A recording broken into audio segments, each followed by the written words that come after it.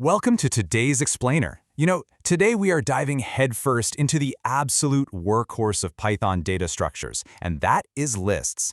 We're going to look way beyond just the basic syntax, right? We want to really understand how lists drive real-world applications and massive data management.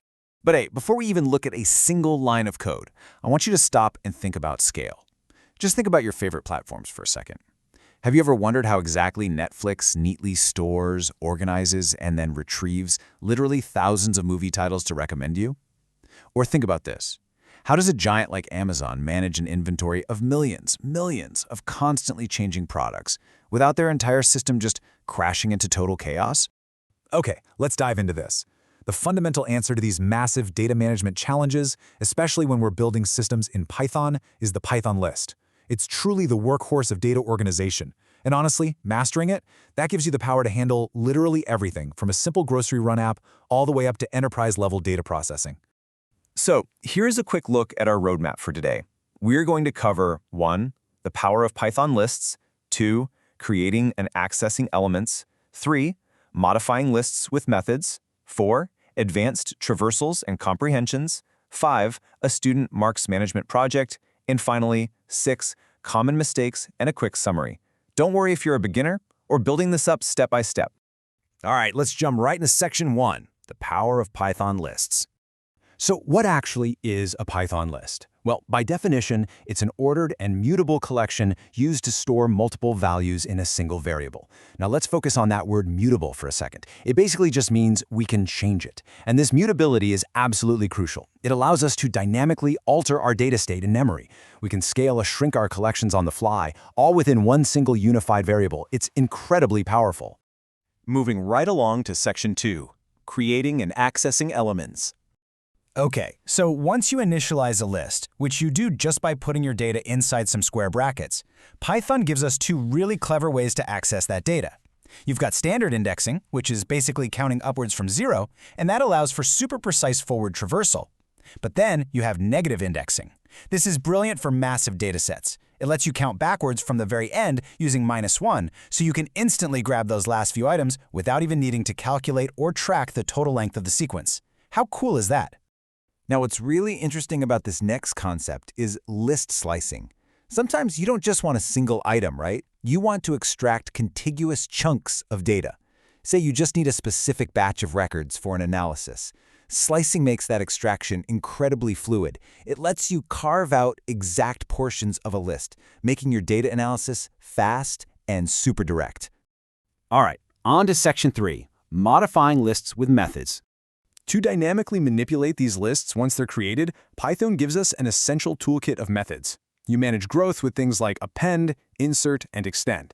But what if we want to remove the last item? Well, that's where pov comes in, or you can use remove for specific items. And for structuring your data, sort and reverse allow for instant organization. Oh, and if you ever need to just wipe the whole memory slate clean, simply use clear.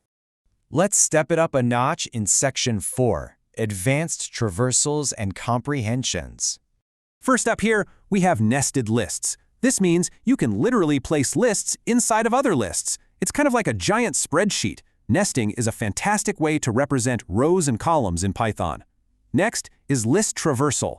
This is where we use loops to iterate or step through every single element one by one, completely automatically. And when you combine nesting and traversal, that's when you start modeling complex real-world structures like shopping carts, student records, or massive employee databases.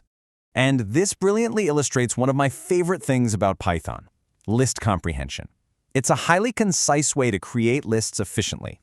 Instead of writing out this big, bulky 4-line loop just to generate a new list of numbers or manipulate existing data, list comprehension lets you do it all in a single, clean, highly readable line of code. It is practically a superpower for writing faster, more Pythonic code.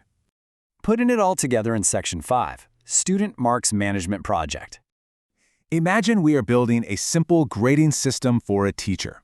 Here's the logical scaffolding for our mini project. Step 1, we create an empty list called marks to initialize our data structure. Step 2, as the teacher grades exams, we dynamically add those scores using the append method we just talked about. Step 3, let's say a score was entered in error. No problem, we just remove those elements. And finally, step 4, To see who the top performers are, we simply call the sort method to instantly organize all the values from lowest to highest. And the result of that logic? Structured intelligence. By running just a single sort method, all those scattered inputs are instantly transformed into readable analytics. It literally mirrors exactly how massive corporate dashboards process their global data. Finally, wrapping up with Section 6, Common Mistakes and Summary. So, the crucial point here is avoiding two huge traps. First up, index errors. This happens when you try to access an element that's way outside the list's range. Like if your list has 5 items and you ask Python for item 10, your program is going to crash. Always keep track of your list's length. Second, whatever you do, avoid modifying a list while you are actively looping through it. If you shrink the list during a loop, the index positions shift, Python gets super confused, and it is a massive bug generator. Actually, scratch that, it's pretty much a guaranteed headache. Now, here's a little interview prep for you. A classic architectural question. Python list versus tuple. What's the difference? Well, lists are mutable and dynamic, perfect for evolving data. Tuples, on the other hand, are immutable, meaning they are fixed. You use them when you need to absolutely lock down your data state to prevent any accidental changes. To summarize our entire session today, lists are powerful structures for storing and manipulating collections of data. They truly are the bedrock of data handling in Python. From indexing and slicing to appending and traversing, you now have the exact toolkit you need to manage data at any scale. But don't just stop at watching this explainer. I want to challenge you right now to lock in this knowledge. Take the methods we discussed today and ask yourself, how will you build your own shopping cart application using Python lists? Think about how you'd add items, remove them, and print a final receipt. Open up your code editor right now, start experimenting, and I absolutely can't wait to see what you build. Keep learning, keep coding, and I'll catch you in the next one.